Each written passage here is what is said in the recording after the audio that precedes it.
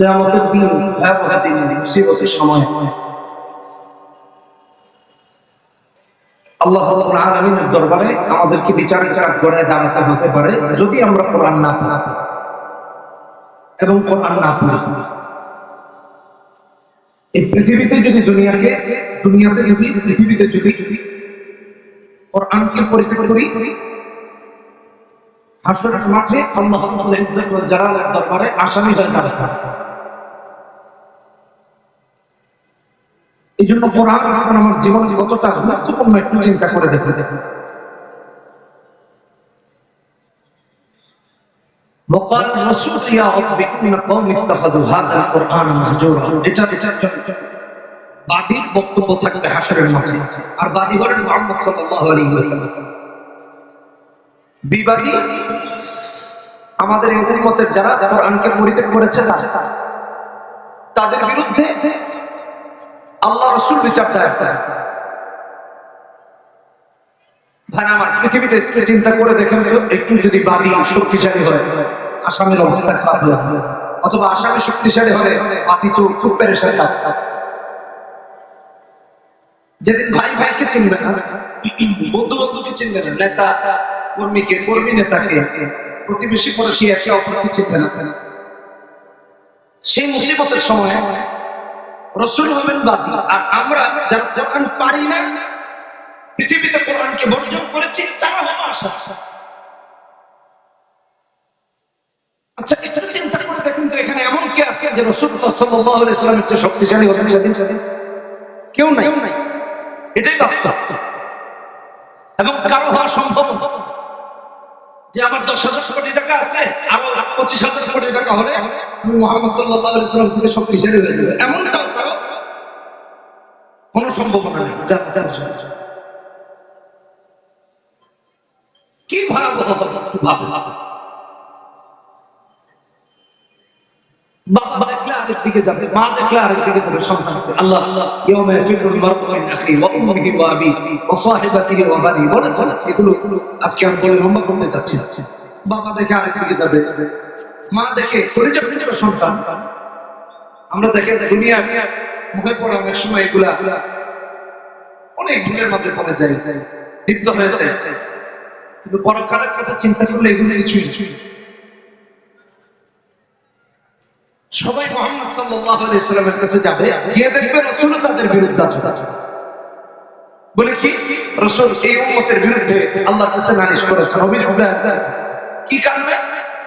যে এরা কোরআনকে পরিত্যাগ করেছে। ভাইরা আমার, একটু চিন্তা করে দেখেন তো, এখানে তো অনেক ভাইরা আছেন পর্দার আড়ালের মা বোন শুনতেছেন। একটু ডিপলি একটু চিন্তা করে দেখো, আমাদের এই এলাকায় এমন শত শত ঘর আছে, ফ্ল্যাট আছে, রুম আছে, যে রুমে, যে ফ্ল্যাটে, যে ঘরে বছরের পর বছর কিছুদিন কোরআন পড়া হয় না। আপনারা একটু খোঁজ নিয়ে দেখে, কথাটা আমার মিথ্যা না, সকাল থেকে বের হচ্ছে তো পেটের ঠান্ডা, মাথা হাত পা ফেলছে ও দুনিয়ার কামের উদ্দেশ্যে। 5টা মিনিট আপনার আমার আল্লাহর কালামের জন্য দেওয়ার সুযোগ নাই। এই উম্মত কি করে রাসূলের দরবারে সেদিন দাঁড়াবে? কোন চেহারা নিয়ে গিয়ে বলবে, হে আল্লাহ রাসূল, আপনি আমার কাছে শুনুন? রাসূল তাদের বিরুদ্ধে আল্লাহর কাছে বিচার দায়ের করবে যে আল্লাহ এরা কোরআন পরিত্যাগ করেছে। দেখুন তো ভাই, আমরা তো কোরআন পড়ি না, কোরআন পড়তে পারি না। আসেন, কোরআন তো মানা কিভাবে মানবো? পারি তো, যেটুকু জেনে জানি সেখানেও আমাদের শূন্যতা কতটুকু একটু চিন্তা করে দেখুন। আমাদের ব্যক্তি জীবনে কোরআন সুন্নাহ নাই, পারিবারিক জীবনে নাই, সামাজিক জীবনে নাই, রাষ্ট্রীয় জীবনে নাই, রাজনৈতিক জীবনে নাই, আন্তর্জাতিক জীবনে নাই, কোথাও নাই। কেন আমরা কোরআনকে এভাবে বর্জন করব? অথচ আপনার আমার পেট থেকে নিয়ে পার্লামেন্ট পর্যন্ত কোরআন সুন্নাহ বিরোধী সবকিছু হয়। বলেন ঠিক কিনা? আমাদের ঘর, আমরা বিছানায় যাচ্ছি তো বিছানায় গিয়ে ঘুমাবো, টিভি ছেড়ে দিয়ে ঘুমাচ্ছি, সিনেমা দেখতে দেখতে ঘুমাচ্ছি, গান দেখতে দেখতে ঘুমাচ্ছি, ফজরের নামাজ হয়ে যাচ্ছে, গ্রামের মসজিদগুলোতে ইমাম সাহেব পাশের বাড়ি থেকে সিনেমার আওয়াজ আসছে, কারণ রাতের বেলা তিনি ফুল ভলিউমে সিনেমা ছেড়েই ঘুমিয়ে পড়েছে, তার আর খবর নাই। আচ্ছা বলুন তো, এই অবস্থায় তার মৃত্যুটা হলে চোখটা খুললে তো আর খুলতে না পারলে তো মানে পরপর কি কোন অবস্থায় আপনি আল্লাহর কাছে গিয়ে দাঁড়াবেন?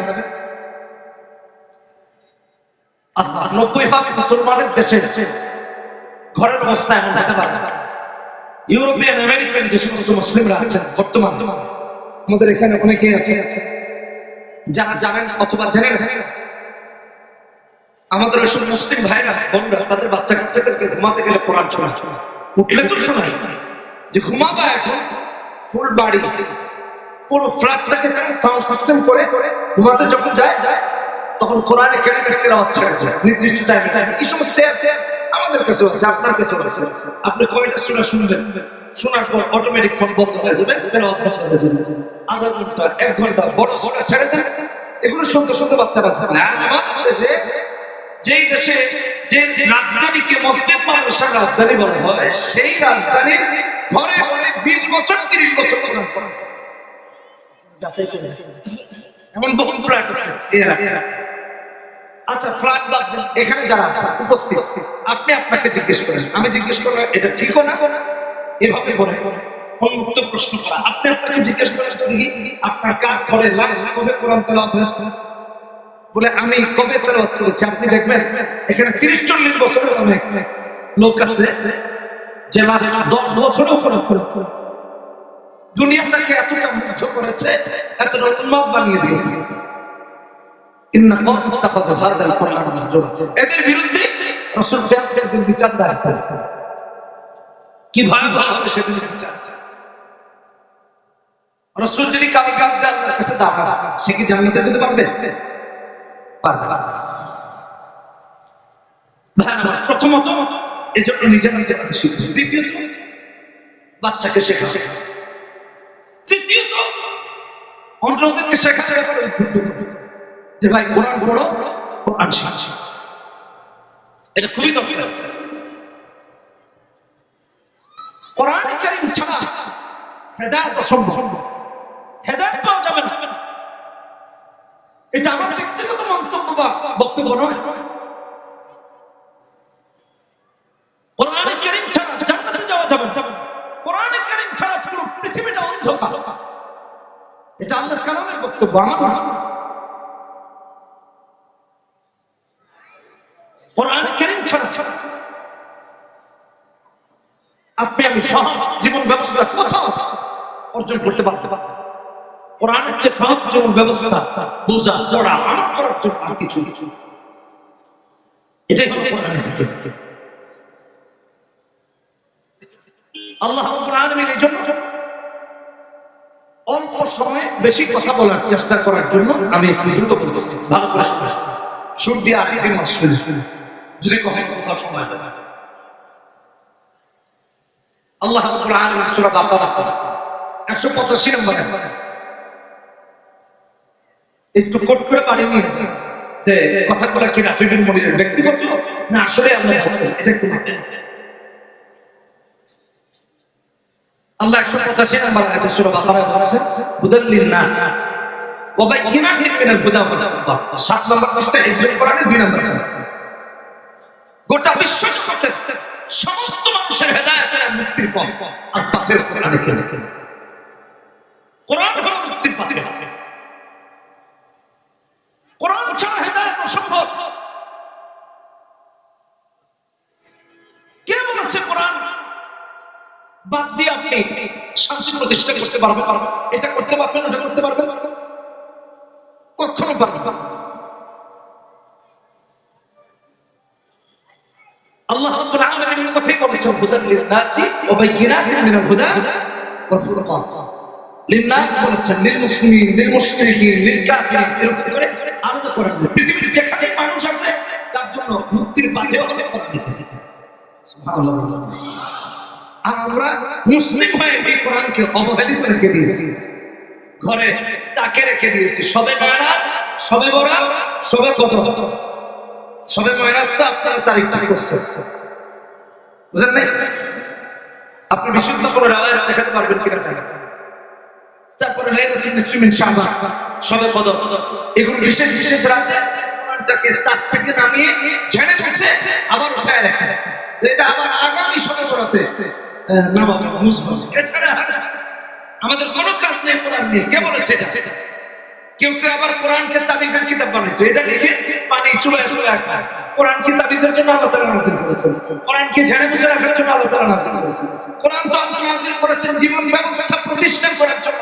কোরআন আল্লাহ নাযিল করেছেন দ্বীন কায়েম করার জন্য। কোরআন আল্লাহ নাযিল করেছেন প্রত্যেকটা মুসলমানের ব্যক্তি জীবন, পারিবারিক জীবন, রাষ্ট্রীয়, সামাজিক, রাজনৈতিক থেকে নিয়ে আন্তর্জাতিক জীবন পর্যন্ত মুসলমান তথা গোটা পৃথিবীর শাসন ব্যবস্থা কোরআন আর সুন্নাহ দিয়ে কায়েম।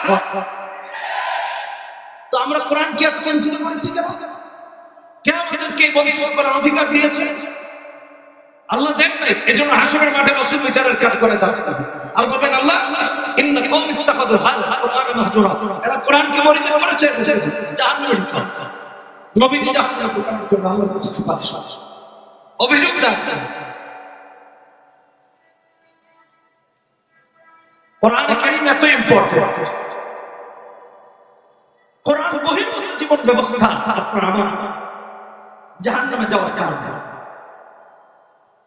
জাহান্নামে যাওয়ার কারণ। কোরআনে কারীম সূরা আরাফ 170 নম্বর আয়াত, সূরা আরাফ আল্লাহ বলতে গিয়ে বলেছেন ওয়াল্লাযীনা ইউমাসসিকুনা বিল কিতাব ওয়া আকামুস সালাহ ইন্না লা নুযি'ু আজরাল মুসলিমিন।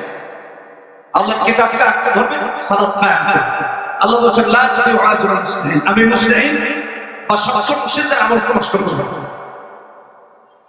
সৎ মুসলিমদের আমল নষ্ট হবে না, অসৎ মুসলিমদের আমল নষ্ট হবে না। অসৎ মুসলিমদের আমল নষ্ট হবে না, সৎ মুসলিমদের আমল নষ্ট হবে না। আমার ভাইরা, সৎ মুসলিম কারা? যার সালাত, যার সিয়াম, যার যাকাত, যার হজ, যার ইবাদত, যার ইলম, যার শাহাদাত, যার জিহাদ, সবটা কোরআন সুন্নাহ মোতাবেক হবে। কোরআন সুন্নাহ মোতাবেক হবে না, এটা সৎ মুসলিমের নামাজ হজ না, ইলম না। আমি এখানে এসেছি, আমার নিয়ত যদি উল্টো উল্টো থাকে এই ওয়াজ দিয়ে আমারই কাজে আসবে, আপনাদের কি কাজে? ভালো করে বোঝার চেষ্টা করুন। আমি আমার থেকে শুনবো। এখন এমন নামাজি নামাজে গিয়ে দাঁড়িয়েছে, তার ওযুই নেই, তার ওযুই নেই। এমন নামাজি নামাজে গিয়ে দাঁড়িয়েছে, সে ফরজ গোসলের বিধানই জানে, তো তার ওযু হলো, পবিত্রতা হলো, কুলি করা, নাকে পানি দেওয়া, সমস্ত শরীর গোসল করা, তার উপর গোসল ফরজ। সেই ফরজ বিধান জানে না যে তার উপর গোসলটা ফরজ হয়েছে। এখন সেই তিনটা ফরজ আদায় করে, বলেন তো তার পবিত্রতা হয়েছে? পবিত্রতা হয়নি। তো যদি 60 বছর নামাজ আদায় করে যুবক ছেলে, তার নামাজ কবুল হবে? তার তাহাজ্জুদ কবুল হবে? তার ইবাদত কবুল হবে? হবে না। আমি এটা বোঝানোর জন্য বলছি। আচ্ছা, এটা রাখেন। এক মসজিদে আমরা মাগরিবের নামাজের জন্য ঢুকেছি, ঘটনাটা আমি অনেক জায়গায় বলেছি, আজকে বলছি অনেক জায়গায়, যেহেতু বাস্তব। এক ছেলে যুবক মুয়াজ্জিন ইমামতিতে দাঁড়িয়ে আছে, তো আমাদের সময় আমরা দাঁড়িয়ে আছি, সূরা ফাতিহা পড়তেছে। আচ্ছা, প্রথম তাকবীরের দিকে যাই, তাকবীরে তাহরিমা, আল্লাহু আকবার। আল্লাহ শব্দতে টান না দিয়ে সে খামসাতে টান দিচ্ছে, আল্লাহু আকবার। সূরা ফাতিহা পড়ে একই টোনে পড়েছে, আলহামদুলিল্লাহি রাব্বিল আলামিন। গ্রামের একটা টোন আছে, দেখেন, আলহামদুলিল্লাহি রাব্বিল, বোঝানোর জন্য বলছি, আল্লাহ মাফ করুন। এইভাবে করে পড়েছে। আমার ভাইরা, আল্লামা কাজী নাসিরউদ্দিন বাইসানি রাহিমাহুল্লাহ লিখে, আলহামদুর জায়গায় কেউ যদি আলহামদু পড়ে তার নামাজ ফাসিদ, তার নামাজ হয় না। আমার মায়েরা, আমার বোনেরা, এখানে মহিলা মাদ্রাসা আছে, কেন নারীর জন্য আরো বেশি, পুরুষের চেয়ে বেশি কোরআন এবং সুন্নাহের জন্য নিজেকে নিবেদিত করে দেওয়া উচিত। ভালো করে বুঝুন, একটা বাচ্চা আপনার সাথে এমন কানেকশন থাকে, তার বাবার সাথে থাকে। আপনি যদি কোরআন আর সুন্নাহর বাস্তব রূপ দিতে পারেন, তাহলে আপনার বাচ্চাটাই নেককার, পরহেজগার, দিনদার, মানবতা এই জামানার বুজুর্গে পরিণত হবে। আরেকজন মা যদি অশ্লীল হন, অশালীন চরিত্রের অধিকারী হন, এই বাচ্চাটা কোথায় যাবে চিন্তা করে তার ব্রেইন, তার মানসিকতা তৈরি হবে উল্টো পাল্টা। উদাহরণস্বরূপ একজন মা সারাক্ষণ কোরআনে কারিমের তিলাওয়াত করে, ঘরে নামাজ আদায় করে, সময় মতো ওয়াক্ত মতো। বাচ্চা দেখে নিজেও মায়ের সাথে গিয়ে নামাজ আদায়, মা তিলাওয়াত করে, বাচ্চাও পাশে গিয়ে গুনগুন করে তিলাওয়াত করার চেষ্টা করে। আসে বিপরীত আছে, একটা মা স্টার জলসার নিয়মিত দর্শক, তিনি নিয়মিত স্টার জলসা দেখেন, তো বাচ্চাও গিয়ে দেখে দেখে দেখে এটা দিয়ে তার ব্রেনটাকে সাথে তিনি সালাত আদায় করেন, নামাজ আদায় করেন, বাচ্চাও নামাজের মেসেজ কখনো পায় না। বাচ্চা যখন বড় হয়, তাকে যখন নামাজের কথা বলবেন সে বিরক্ত, যে এটা কি নতুন জিনিস আমার সামনে চাক করে দেওয়া হলো। হ্যাঁ, মারে কোনোদিন পড়তে দেখলাম না, বাবা বাবা করে নামাজের কথা বলে না, তার কাছে অপরিচিত লাগলো। এটা হলো নেককার আর নেককার নয়, বদকার, দুজন নারী দৃষ্টান্ত।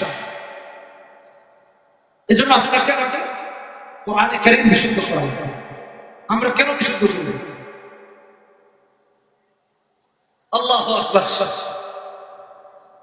তাবলীগে গিয়েছিলাম 2000, আচ্ছা যাই অনেক আগে, এসএসসি দাখিল পরীক্ষা দিয়ে অনেক ছোটবেলা মাদ্রাসায় পড়ি।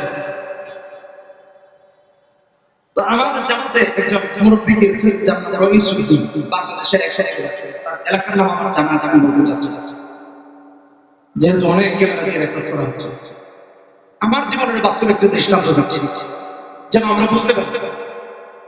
ধরো এই সুদ্দিন চাচা আমাদের সাথে গিয়েছেন, আমাদের জামাতের যিনি আমির ছিলেন তিনি হাটহাজারের সালেহ, খুব বুজুর্গ মানুষ, আল্লাহ মানুষ। তো আমাদের জামাতে যাওয়ার পর আমাদের জামাতের চিল্লা জায়গা করলো হলো যশোর লেবুতলা, খাজুরা ওখানে গেলাম। তো চাচার কাছে গিয়ে বলা হলো, দুঃখিত চাচা গিয়ে আমাদের আমির সাহেবের কাছে বলতেছেন যে আমি তো আসছি কোরআন সহি করার, কোরআন সহি করার জন্য, কারণ আমার তেলাওয়াত সহি নেই। আলেমদের কাছে শুনছি তেলাওয়াত সহি না হলে নাকি নামাজ হয়। তো আমি তেলাওয়াত সহি করবো কিভাবে? আমি তো তাশাহুদ পারি না, আমি দুরূদ শরীফ পারি না, আমি সূরা ফাতিহা পারি। তো আমির সাহেব বললেন আমাদের জামাতে একটা ছেলে আছে রাফি বিন মুনির,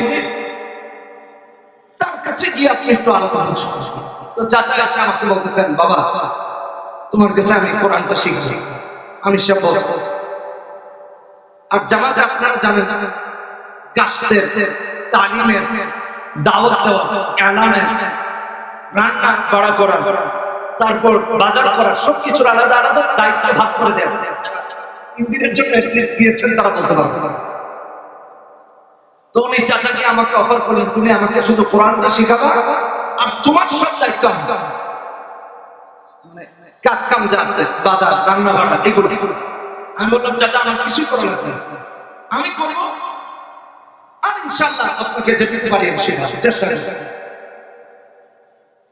40 দিন চেষ্টা করলাম, ফাতিহা সহি হয়নি। اهدنا الصراط المستقيم صراط الذين انعمت عليهم هذا الصراط تشهد السلام عليك ايها النبي ورحمه الله وبركاته السلام علينا السلام عليك السلام علينا এটা বেচলা কেন সহি করতে পারবে না, বিশুদ্ধতার কথা তো করে মানে মুখস্থই হচ্ছে না, ব্রেন কাজ করতেছে না, পড়ে গেছে বয়সের ভারে ঘাটটা নিচু হয়ে এসেছে, গুজু হয়ে গেছে, মুখস্থ করতে পারতেছেন না। 40 দিন পার হওয়ার পর যখন চলে আসবে আমাকে জড়ায় ধরে কাঁদা শুরু করছে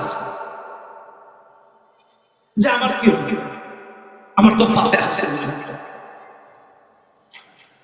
আমার কি হবে, আমার তো তাশাহুদ সহি হয়নি, তাশাহুদ তো পড়া ওয়াজিব, তাশাহুদ না পড়লে তো নামাজ হবে না। তো আমাকে বলতেছিলেন যে রাফি আমার অনেক জায়গা, ফজর হওয়ার আগে গোয়াল বসলে আমার বের হওয়া লাগে, কোথায় কি হবে, কোন জমিন কিসের দিকে উঠবো এগুলো আমি খুব ভালো বুঝি, আমার অনেক জায়গা ছিল, কিন্তু সব জায়গা জমি ঠিক আছে, আমার 3.5 হাত জায়গায় ঠিক করতে পারি নাই, জীবনটা সব থেকে বরবাদ হয়ে গেল। বলতেছেন যতদিন আমি আছি জীবিত আমার মৃত্যু পর্যন্ত আমি আর আল্লাহর রাস্তা থেকে বাড়িতে যাচ্ছি, আমার তেলাওয়াত সহি না হলে কি দিয়ে আল্লাহর কাছে যাব? আমার ভাই দুনিয়ার বাস্তবতা এটা, ইন্না লা নুদিউ আজরাল মুসলিহিন। আল্লাহ তাআলা আপনাকে আমাকে ওই কথাই বুঝাইছেন, ইন্না লা নুদিউ আজরাল মুসলিহিন। সালাত, সিয়াম, যাকাত, হজ, ইবাদত, ইলম, আমল, এগুলো সব যদি কোরআন সুন্নাহ মোতাবেক না হয়, আল্লাহর কাছে জবাব দিতে হবে। গিয়ে দেখে যে আমার নামাজ কবুল হয় না, এত 60 বছর একদিনও নামাজ পড়তেই নেই।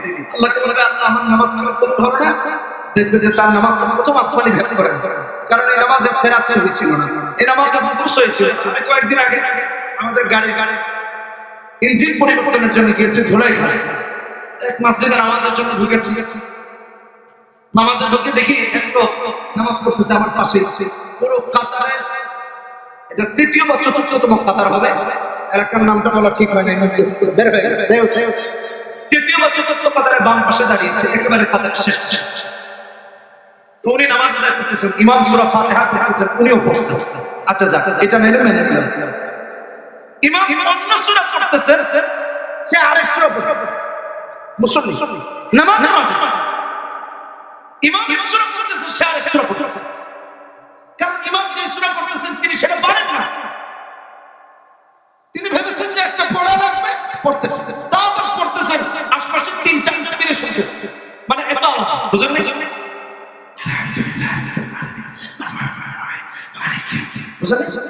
এইভাবে করে ডান বাম থেকে সরে রুকুর তাসবিহতে গিয়ে পড়তেছে সুবহানা রাব্বিয়াল আযীম, এর জায়গায় পড়তেছে সুবহানাকা রাব্বিয়াল আযীম, সুবহানাকা রাব্বিয়াল আ'লা। হ্যাঁ, বলুন তো এই নামাজ কিভাবে আল্লাহর কাছে কবুল হবে? আল্লাহ কি এমন ঠিকাদারি আপনাকে দিয়েছেন যে আপনি যা মন চায় যেমন মন চায় করবেন আর আল্লাহ কবুল করবেন? ভাই আমার কোরআন বিশুদ্ধ নবীজির সুন্নাহ চলার চেষ্টা করুন। এই জন্য সন্তানদেরকে আলেম বানান, নিজেরাও আলেম হওয়ার চেষ্টা করুন, নিজেরা দিন শিখি, আলেম হয়ে ব্যবসা করুন, আলেম হয়ে অ্যাডভোকেট হন, আলেম হয়ে ব্যারিস্টার হন, আলেম হয়ে ডাক্তার হন, আলেম হয়ে অন্যান্য কাজে আপনি অংশগ্রহণ করেন, ড্রাইভারি করেন। অসুবিধা আছে? অসুবিধা নেই। আমাদের সাহাবায়ে কেরামদের ইতিহাস পড়ুন, হায়াত সাহাবা পড়ুন। সাহাবায়ে কেরাম কষ্ট করেছেন, আলেম হয়েই খালি আপনার ইমামতি, এলাকার যদি সবাই আলেম হয়ে যায়, মসজিদ তো একটা, এটা কাজ। আলেম এই জন্য হতে হবে, এরকম শিক্ষা করা। এরকম শিক্ষা করা কি? জোরে বলেন কি? জোরে বলেন কি? ফরজ। মাথায় রেখে আমাদের যুবকরা বিয়ে করা ফরজ, এটা খুব ভালো বুঝে, তো এরকম শিক্ষা করা ফরজ এটা জানেই না, এটা জানেই না। কে আপনাকে আমাকে এই অজানা তথ্যটা থেকে দূরে রাখতে হবে? বিয়ে করে সবসময় ফরজ, ভালো করে শুনুন, কখনো হারাম। কিতাবুল নিকাহ মিশকাতের প্রথম হাদিসে রাসূলুল্লাহ সাল্লাল্লাহু আলাইহি ওয়াসাল্লাম বলেছেন, কারোর জন্য বিয়ে ফরজ, কারোর জন্য ওয়াজিব, কারোর জন্য সুন্নাত, কারোর জন্য হারাম। তো একটা কথা বলি, যে সামর্থ্যবান নয় তার জন্য বিয়ে করা হালাল, তার জন্য নাজায়েজ, তার জন্য হারাম। কিন্তু এলমের শিক্ষা করা প্রত্যেকটা মুসলিম নর-নারীর জন্য ফরজ। এ ব্যাপারে কারো কোনো দ্বিমত নাই, কোন মতের, কোন পথের, কোন আলেমের ইখতিলাফ নাই। কেন পারি না আপনি? কোরআন আমার ভাই, কোরআন সুন্নাহ ব্যতিরেকে গোটা পৃথিবীটা অন্ধকার। কারণ হলো লাইট ছাড়া যেরকম চলা যায় না, অন্ধকার পথিক দেখতে পারে না, ঠিক তেমনি ভাবে কোরআন এবং সুন্নাহ হলো এমন আলো, যে আলো ছাড়া আল্লাহর জান্নাত পর্যন্ত যাওয়ার রাস্তা দেখা যায় না। একজন পথিক যদি নিরাপদে তার গন্তব্যে অন্ধকার পথ পাড়ি দিয়ে যেতে হয়, তাহলে দেখবেন লাইট জ্বালাতে হয়, আলো জ্বালাতে হয়, হয়তো অটোমেট হয়ে যাওয়ার সম্ভাবনা থাকে, সাপে কামড় দেওয়ার সম্ভাবনা থাকে, তোমার হজম হওয়ার সম্ভাবনা থাকে, নানানভাবে ক্ষতিগ্রস্ত হওয়ার সম্ভাবনা থাকে। কিন্তু ভাই ওই পথিকের হাতে যখন আলো থাকে, অন্ধকার পরিণত করে আলো দিয়ে দেখে দেখে সাপের কামড়, গোবরে পড়ে যাওয়া, চোখ খেয়ে পড়ে যাওয়া, সমস্ত কিছু থেকে নিরাপদে মাহফুজ হয়ে নিরাপদে পৌঁছে যায়। ঠিক তেমনি ভাবে কোরআন আর সুন্নাহ যার জিন্দেগিতে থাকে, দুনিয়ার সমস্ত অন্ধকার, মাদকের অন্ধকার, জিনার অন্ধকার, অশ্লীলতার অন্ধকার, হারামের অন্ধকার, অন্ধকার থেকে নিজে কোরআন আর সুন্নাহর আলো দিয়ে পথ দেখে দেখে কবরে যায়। কবর নিজার পুল সিরাতের কোনগুলো দেখে দেখে আল্লাহর জান্নাতে গিয়ে পৌঁছে যায়। এটাই হলো কোরআন কারীম। আমি তো আমার মতো বলেছি, আসেন আল্লাহ কি বলেছেন কোরআনে কারীমে এটা শুনুন। কোরআনে কারীম সূরা ইব্রাহিম প্রথম আয়াত, কিতাবুন আনজালনাহু ইলাইকা লিতুখরিজান নাসা মিনাস যুলুমাতি ইলা নূর। আল্লাহ তাআলা কোরআনকে রাসূলকে পাঠিয়েছেন যেন অন্ধকারে থাকা উম্মতগুলোকে রাসূলুল্লাহ সাল্লাল্লাহু আলাইহি ওয়াসাল্লাম আলোর পথ দেখিয়ে দিতে পারেন। সুবহানাল্লাহ। এজন্য কোরআন শিখি, কোরআন শেখার যারা শিখে তাদের উৎসাহিত করি, তাদেরকে সাহায্য করি, তাদের দিকে সাহায্যের হাত বাড়িয়ে দেয়। এটা আপনার আমার ইমানি দায়িত্ব, ইমানি দায়িত্ব। আল্লাহ রাব্বুল আলামিন কোরআনে কারীমকে সহজ করেছেন যেন আমাদের পড়তে অসুবিধা হবে না, মুখস্থ করতে অসুবিধা না হয়। তাওরাত, ইনজিল, জাবুর অথবা আসমানি অন্য কিতাবের একজন হাফেজ দেখাতে পারবেন, একজন হাফেজ তামাম পৃথিবীতে দেখাতে পারবেন। অথচ কোরআন কারীমের হাফেজ আপনি গিয়ে দেখেন এই মাদ্রাসার ছোট্ট ছোট্ট বাচ্চারা হাফেজ, যে ঠিক মতো খাবার খেতে পারে না মুখে উঠিয়ে, সে দেখবেন হাফেজ কোরআন হয়েছে। সুবহানাল্লাহ। হ্যাঁ, কেন কেন আমার আল্লাহ কোরআনে কারীমে এক জায়গাতে না একই সূরাতে 4 বার গুরুত্ব দিয়ে বলেন ওয়ালাকাদ ইয়াসসারনাল কুরআনা লিযিকরি ফাহাল মিন মুদ্দাকির। সূরা কামার 17 নম্বর, 22 নম্বর, 32 নম্বর, 40 নম্বর আয়াত, 27 নম্বর পারাতে আল্লাহ একবার না 4 বার বলেছেন আমি কোরআনে কারীমকে সহজ করে দিয়েছি আজকে কেউ গবেষণা করার জন্য। এই সমাজে এমন কিছু মানুষ বের হয়ে গেছে এখন বলে কোরআন নাকি হিফজ করার দরকার নাই। মুফাসসিরিনে কেরাম কোরআনে ব্যাখ্যা করেছেন সাহাহাতুল হিফজ, আল্লাহ কোরআনে কারীমকে সহজ করেছেন হিফজ করার জন্য। জোরে বল সুবহানাল্লাহ। কোরআন যদি পড়ার জন্য, বুঝার জন্য, আমল করার জন্য, এমন কি হিফজ করার জন্য আল্লাহ সহজ করে দিয়েছেন। ছোট ছোট ছোট বড় বড় বাচ্চারাও কখনো হাফেজ হতে পারে না। আল্লাহ সহজ করে দিয়েছেন হিফজ করার জন্য যেন আমাদের সন্তানরা কোরআনে কারীমকে বক্ষে ধারণ করতে পারে।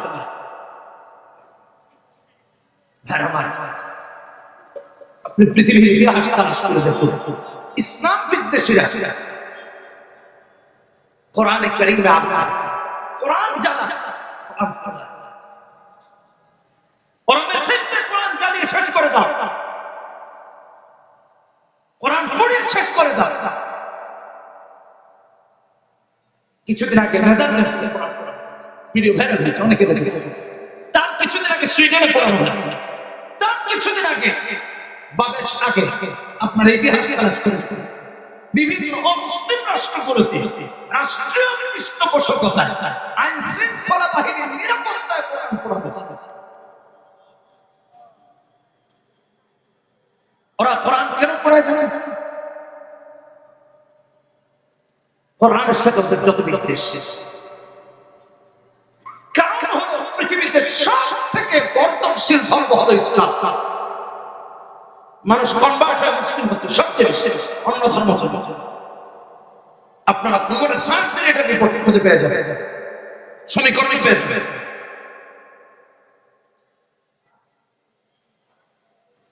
আমাদের দেশে মাহফিল হচ্ছে, দেখুন হিজাব খোলা ঠান্ডার মধ্যে এত মানুষ, ইউরোপ, আমেরিকা, পশ্চিমা রাষ্ট্রগুলোতে এটা সম্ভব হয়, হুটহাট হয়, তা অনেক। এটা আমাদের দেশের জন্য একটা রহমত। আলহামদুলিল্লাহ, জোরে বলেন আলহামদুলিল্লাহ। আচ্ছা, একটা তাহলে ওই সমস্ত দেশে আমাদের দায়ী ভাইরা কি করে জানেন? কোরআন বিতরণ করে টেবিল নিয়ে দেখবেন বসে বসে, ইউটিউবে আপনারা বহু ভিডিও দেখেন, ব্যাস কোরআনের কপি করে বিলি করতে আস্তে দিয়ে মানুষ যাচ্ছে ফ্রি বিতরণ করতে। ওই দেশের ওই অঞ্চলে ভাষা মানুষদের কাছে ওই ভাষায় অনুবাদ করা কোরআন তাদের কাছে বিতরণ। আচ্ছা, বিতরণ হয়ে গেল, এখন ওই অমুসলিম ভাই বোন সে কোরআন নিয়ে যাবে গিয়ে পড়ে, সাধারণ বইয়ের মতো পড়তে পর্যায়ে তার কাছে যখন মনে হয় যে না, এটা মানুষের কথা না, এটা মানব রচিত কোন ধর্মীয় গ্রন্থ নয়, এটা আল্লাহর কথা, নিজে স্বেচ্ছায় পাশের কোনো মসজিদে গিয়ে নিজে অথবা তার পরিবার সহ অথবা স্বামী তার স্ত্রীকে নিয়ে, স্ত্রী তার স্বামীকে নিয়ে গিয়ে তাদের উপরে মুসলমান হয়েছে।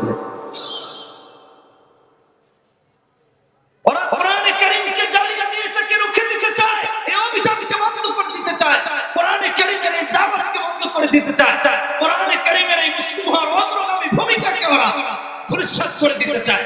তাই কোরআন বিদ্বেষীরা কোরআন পড়ায়, কোরআন জ্বালায়, জ্বালিয়ে মুসলমানদেরকে মেসেজ দিতে চায়, অমুসলিমদেরকে মেসেজ দিতে চায়, কোরআন জ্বালিয়ে জ্বালিয়ে শেষ করে দিব, কোরআনে কারীম পুড়িয়ে পুড়িয়ে শেষ করে দিব। আর আমার ভাইরা, আমাদের হাফেজে কোরআন, আলেমারা, হাফেজরা তামাম পৃথিবীর কোরআন বিদ্বেষীদেরকে মেসেজ দেয় যে তোমরা কোরআন যত পারো জ্বালাও, অসুবিধা নাই, কারণ কোরআনে কারীমকে তো আমরা বুকে জায়গা দিয়েছি। কাগজের কোরআন জ্বালানো যায়, মুসলমানের কলিজার কোরআন জ্বালানো যায় না, যাবে না, যাবে না।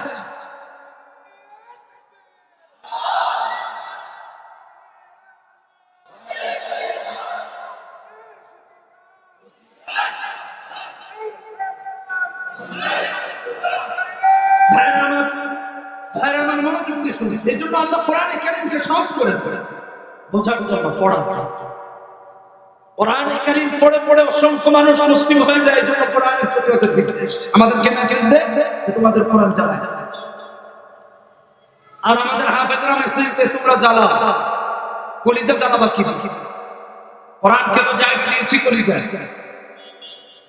এজন্য আপনার বাচ্চাকে একজন সাক্ষী রাখে, হাফেজ বাবা, যদি তার মেধা হুজুর করাত করবেন, পারলে আলহামদুলিল্লাহ, মার ধরার দরকার পারলে আলহামদুলিল্লাহ। বাচ্চাকে বোঝা, সময় দেন, সবার মেধা এক, যাদের মেধা বাবা মাকে বুঝুন, আপনি তাকে আলেম বাবা। আল্লাহু আকবার।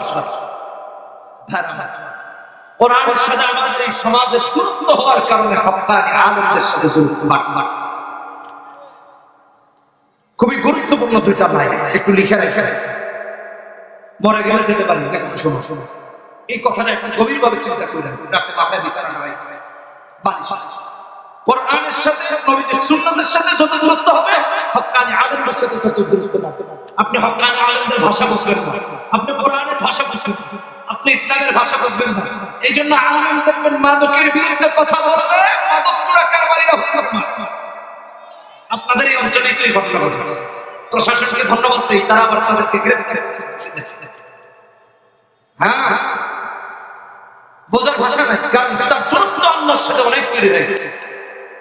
এই জন্য এই সমাজে হক্কানি আলেমদের কথা বোঝে না, অথচ কোরআন শোনা, কোরআন পড়া ঈমান বৃদ্ধির কারণ। কিন্তু আমরা আমাদের ঈমান দিন দিন কমাচ্ছি। আল্লাহ রাব্বুল আলামিন সূরা আল-ফাতিহা নম্বর 1 ইন্নামাল মুমিনুনা আল্লাযীনা ইযা যুকিরাল্লাহু ওয়াজিলাত কুলুবুহুম ওয়া ইযা তুলিয়াত আলাইহিম আয়াতুহু زادتهم إيمانا وعلى ربهم يتوكلون। কোরআন তেলাওয়াত করলে ঈমান বাড়ে, কোরআন পড়লে ঈমান বাড়ে, কোরআন অনুযায়ী চললে ঈমান বাড়ে, কোরআন সুন্নাহ মেনে চললেও ঈমান বাড়ায় দেন কে?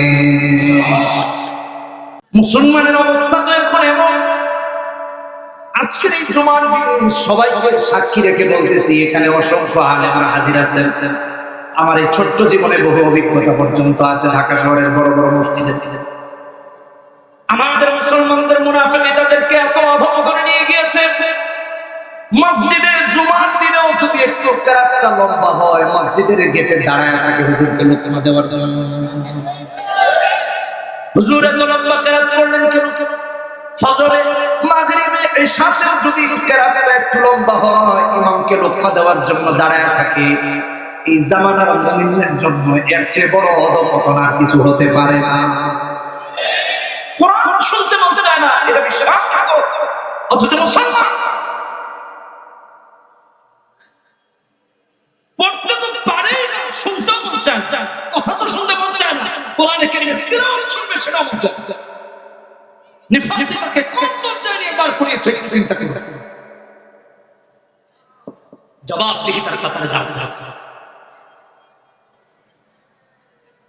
ইমামের জন্য দাঁড়িয়ে দাঁড়িয়ে হুজুর আজকে না সাহেব লম্বা, এত লম্বা কেরাত কেন করলেন?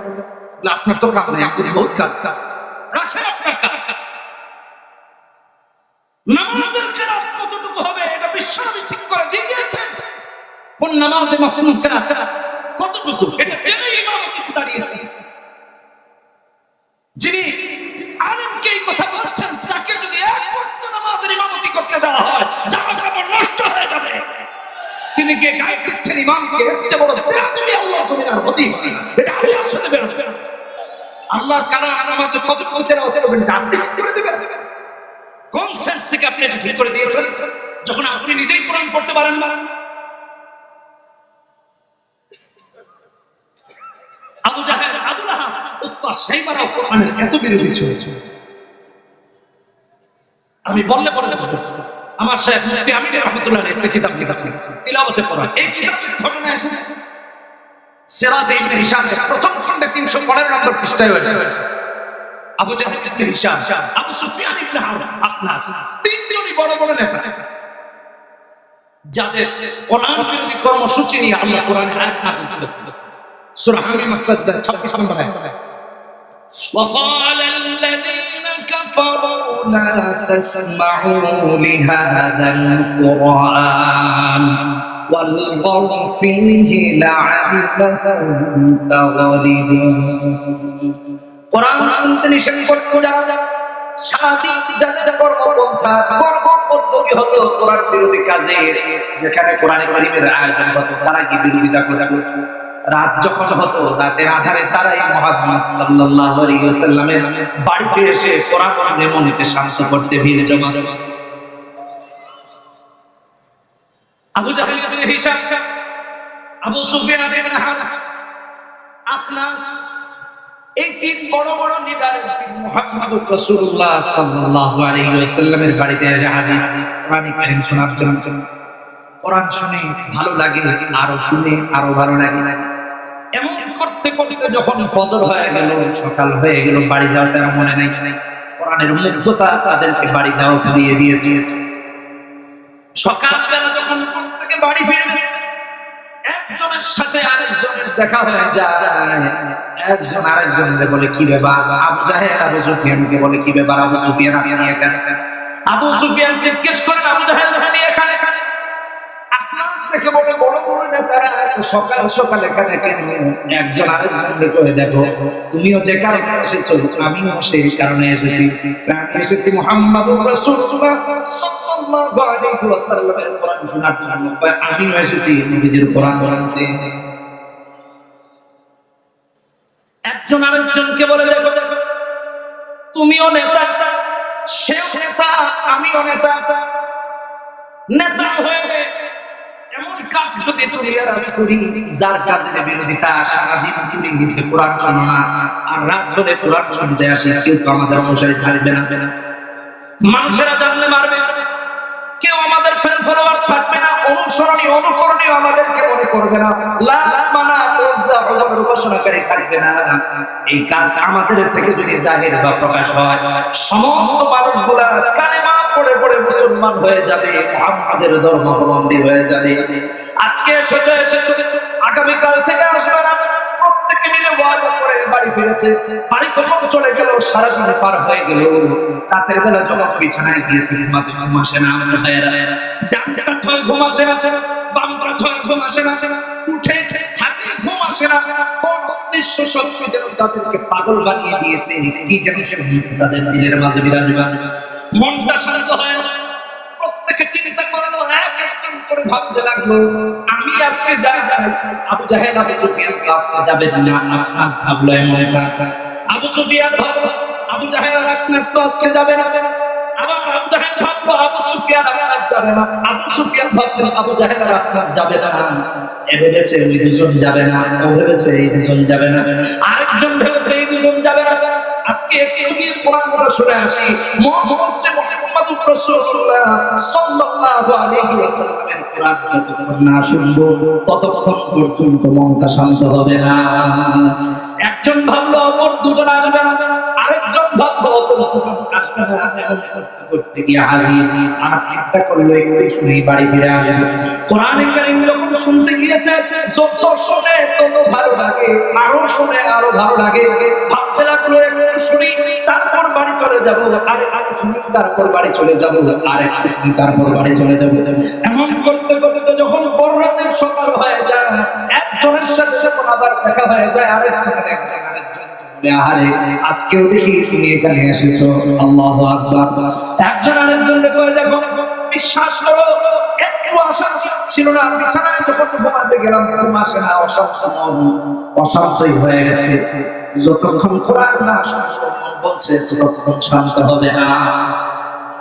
প্রত্যেকের মনের কোথায় একজন আরেকজনকে বলে দেখো তোমার মনে যায় আমি তো এমন একটা ভেবে এসেছি, আশা চিন্তা করেছিলাম বাড়ি চলে যাবো।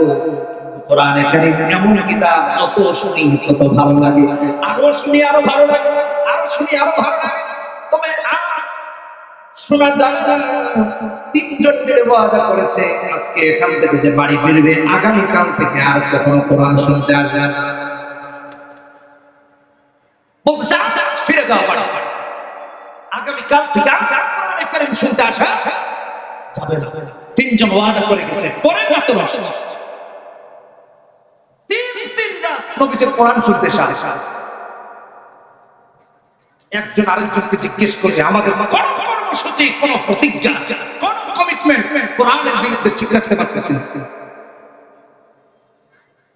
নেতারা বলতে লাগলেন মুহাম্মাদুর রাসূলুল্লাহ সাল্লাল্লাহু আলাইহি ওয়াসাল্লামকে আমরা কেউ বলি পাগল, কেউ বলি জাদুঘর, কেউ বলি গণগণ, কেউ আবার বলি কবি, কেউ বলি এটা সেটা সেটা। কিন্তু বিশ্বাস করো কোরআনে কারীম যদি আল্লাহর কালাম না হতো এত ভালো লাগা কখনো কাজ করতো না।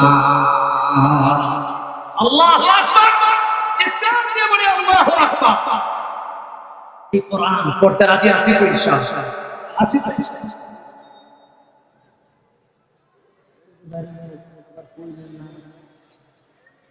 এটাই হলো আল্লাহ সুবহানাল্লাহ। আমরা শিখবো তো ইনশাআল্লাহ, শিখবো তো ইনশাআল্লাহ, পড়বো তো ইনশাআল্লাহ। এটা শিক্ষার ফরজ। ইবনে মাজাহ হাদিস 229 নম্বর হাদিস, রাসূলুল্লাহ সাল্লাল্লাহু আলাইহি ওয়াসাল্লাম বলেন তালাবুল ইলমি ফরিদাতুন আলা কুল্লি মুসলিম, প্রত্যেকটা মুসলিম নর-নারীর উপর ইলম শিক্ষা করা ফরজ। অবশ্যই শেখা লাগবে, এমন অপশন নাই যে না শিখলে বাঁচার উপায় আছে, অসম্ভব। সমস্ত আলেমদেরকে সাক্ষী রেখে গেছে, আর কোনো অপশন নাই। আল্লাহর বিচারালয়ে আপনি আমি বাঁচা। আমাদের সমাজে আমাদের মায়ের বাবার চায় আমার ছেলেটা বড় হোক, সূর্যের মতো হোক, নক্ষত্রের মতো হোক, চাঁদের মতো হোক, সবাই দেখতে পায়। বিশ্বাস করুন আল্লাহ আল্লাহর রাসূলের কাছে একজন হক্কানি আলেমের চেয়ে শ্রেষ্ঠ সন্তান আল্লাহর জমিনে আর দ্বিতীয় কেউ হতে পারে না। একজন হক্কানি আলেম এমন কোন দৃষ্টান্ত দেখাতে পারবেন না যে আল্লাহ আলেমের চেয়ে মর্যাদা আর কাউকে দিয়েছে। আলেম গায়র আলেমের মাঝে,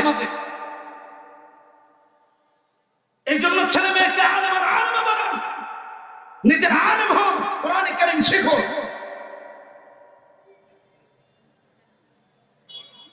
আর এই সমাজের আজকে সব থেকে অবহেলিত হলো হক্কানি আলেম। কথা বলে ঠিক কিনা? মসজিদে হক কথা বললে তার শত্রু তৈরি হয়ে যাচ্ছে, মঞ্চে হক কথা বললে শত্রু তৈরি হয়ে যাচ্ছে। কারণ কি? কারণ যিনি শত্রু হচ্ছে তার কোরআন আর সুন্নাহর কোনো জ্ঞান নাই। কোরআন সুন্নাহর জ্ঞান থাকলে কখনো তিনি এমনটা করতে পারতেন না, কখনো হতো না। অথচ একজন হক্কানি আলেমের মর্যাদা আল্লাহর কাছে আকাশচুম্বী।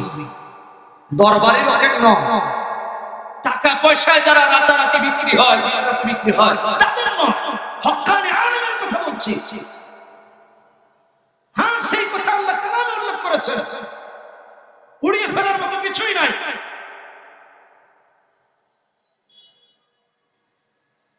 কেন একজন হক্কানি আলেমের মর্যাদা এত বেশি, এটা আগে বুঝুন। কারণ যিনি হকের পথে চলেন তাকে আকাশচুম্বী বাধা উপেক্ষা করে হকের পথে চলা লাগে। এই জন্য তার মর্যাদা আকাশ, তার মর্যাদা দুনিয়া আখিরাতে আকাশচুম্বী, আসমান পর্যন্ত পৌঁছে যায়, আল্লাহর আরশ পর্যন্ত পৌঁছে যায়। আমার ভাই, অত্যন্ত দুঃখের সাথে বলছি, আপনারা তো মনে কিছু নিয়ে আপনাদের পায়ে ধরে, আর কেউ যদি চান যে আমার পায়ে ধরে আসেন, খবর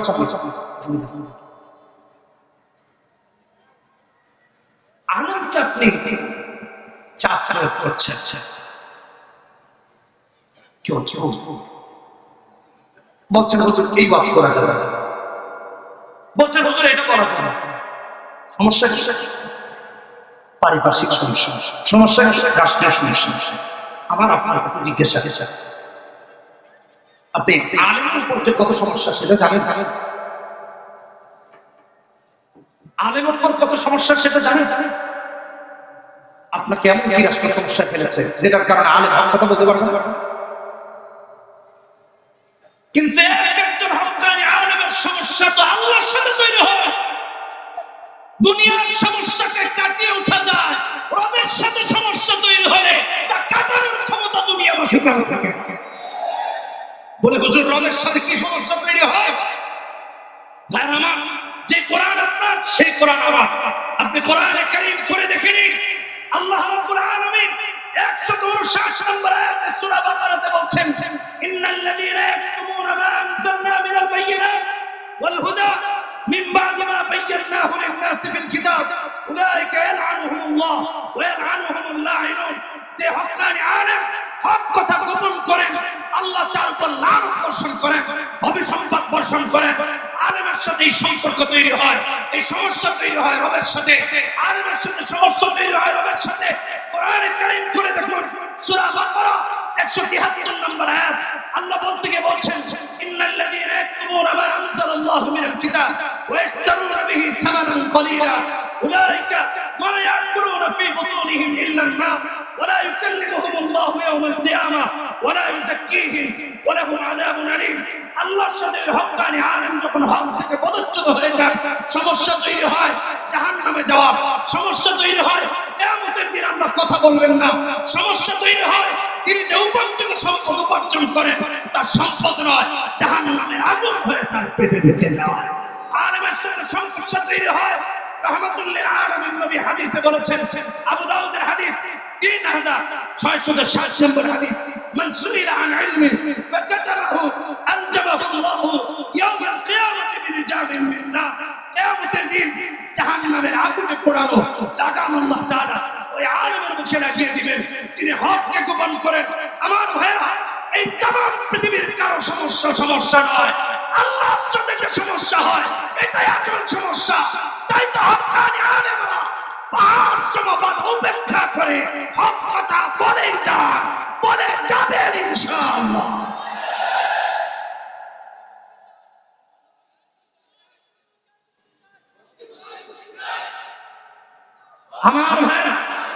আমার ভাই তারা হক্কানি আলেম। এখন আসেন আলেমের মর্যাদা কেন একটু বাড়ানো হলো এটা বল। পাহাড় সম বাধা উপেক্ষা করে তাদের ওই মর্যাদা জেনেছে। কোন মর্যাদা? আল্লাহ রাব্বুল আলামিন কোরআনে কারীমে বলেছেন সূরা মুজাহিদা 11 ইয়ারফাইল্লাহু আল্লাযীনা আমানু মিনকুম ওয়াল্লাযীনা উতুল ইলমা দারাজাত। আলেমের মর্যাদার কথা বলতে গিয়ে আল্লাহ তাআলা সূরা ফাতিহা 28 নম্বর আয়াতে বলেন, ইন্নামা ইয়াখশাল্লাহা মিন ইবাদিহিল উলামা। আলেমের মর্যাদার কথা বলতে গিয়ে আল্লাহ রাব্বুল আলামিন অন্য আয়াতে সূরা নাহলে 43 নম্বর আয়াতে বলেছেন, ফাসআলু আহলা যিকরি ইন কুনতুম লা তা'লামুন। আলেম আর জাহেলের পার্থক্য আল্লাহ রাব্বুল আলামিন নমুনা পেশ করতে গিয়ে বলেছেন সূরা জুমা 9 নম্বর আয়াত, হাল ইয়াসতাবিল লাযীনা ইয়া'লামুন ওয়াল লাযীনা লা ইয়া'লামুন।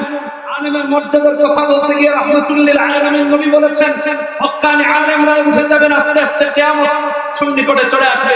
80 নম্বর আয়াত, 80 নম্বর হাদিস, বুখারী শরীফের হাদিস, ইন্না মিন আশরাতিস সাআ আইয়ুফা আল ইলম।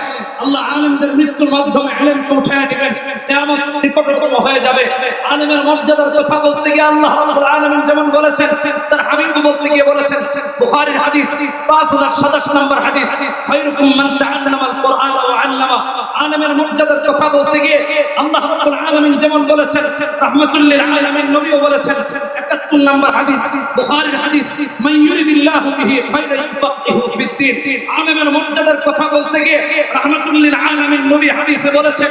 আবু দাউদের হাদিস 3643 নম্বর হাদিস, অন্যান্য হাদিসের কিতাবের মধ্যে এসেছে, রাহমাতুল লিল আলামিন নবী বলেন, ওয়া ইন্নাল উলামা ওয়ারাসাতুল আম্বিয়া। যে আলেমকে আপনি বাজে ভাবছেন, যাকে তুচ্ছ তাচ্ছিল্য করছেন, যাকে জাত ভাবছেন, ওই আলেম সমস্ত নবী রাসূলের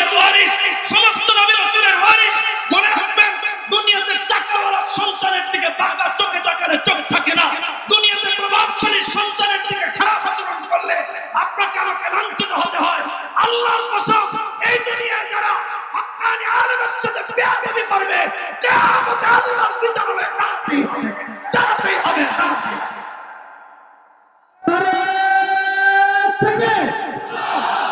নারায়ে তাকবীর, নারায়ে তাকবীর। দিন ইসলাম, দিন ইসলাম, দিন ইসলাম, দিন ইসলাম। কাফের, কাফের, কাফের, কাফের। নারায়ে তাকবীর, আরো জোরে নারায়ে তাকবীর। শেখ আহমদ বিন ইউসুফ সাহেবের আগমন, শুভেচ্ছা স্বাগত। আলহামদুলিল্লাহ, আমাদের দেশের সম্পদ, আমাদের দেশের সারা পৃথিবীর সম্পদ, ইসলামের সম্পদ, কোরআনের সম্পদ। আমাদের সামনে চলে এসেছেন শেখ আহমদ বিন ইউসুফ হাফিজাহুল্লাহ। আপনাদেরকে মনোমুগ্ধকর কণ্ঠে কোরআনে কারীমের তিলাওয়াত শোনাবেন। এই ওয়াজিব। এরপরে কোরআন পড়া সুন্দর আপনারা বুঝে নিন।